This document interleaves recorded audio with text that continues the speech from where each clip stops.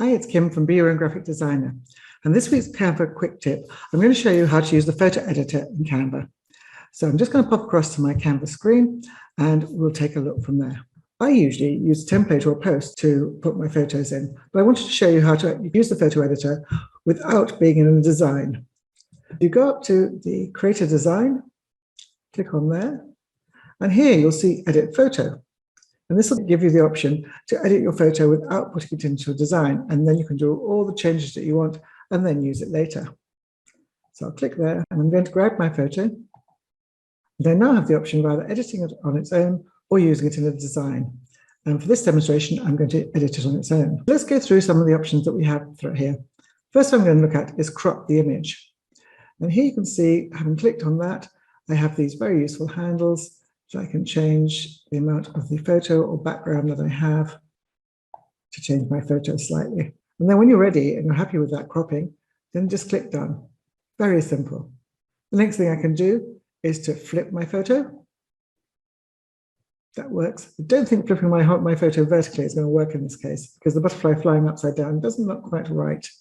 So we'll flip him back. I want to look at the editing the image options. You can see these are ones that I've recently used. Background remover, I've already demonstrated, and that's a Canva Pro feature. But one of the ones I want to look at is adjust. And I'm going to click here on see all, and I can see all the options I have. And you can see I can adjust the brightness, I can adjust the saturation, and it makes the photo look quite different. I can change the contrast up or down. That makes it too dark. I can blur it. I can go back to where I was. Add a warmth, make it clearer. But the one thing I wanted to show you is that down the bottom here, there's a filter code. If you really like this effect, say you were using it for Instagram, you can copy this filter code and keep it and use it on other photos, be consistent in your image. That was adjust. Now let's look at filters.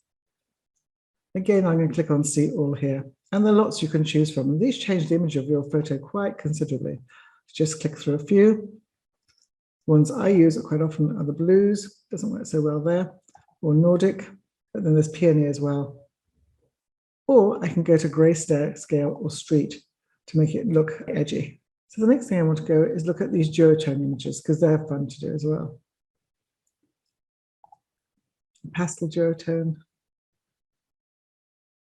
Let's do a mint chocolate.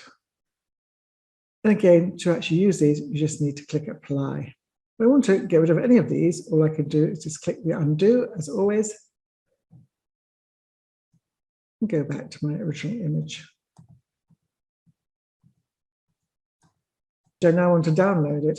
All I have to do is go across to share, and I'd recommend that you download it as a PNG, which gives you the best quality. And because I have a pro account, I can have it as a transparent background, which will make sure I don't get this white box around it.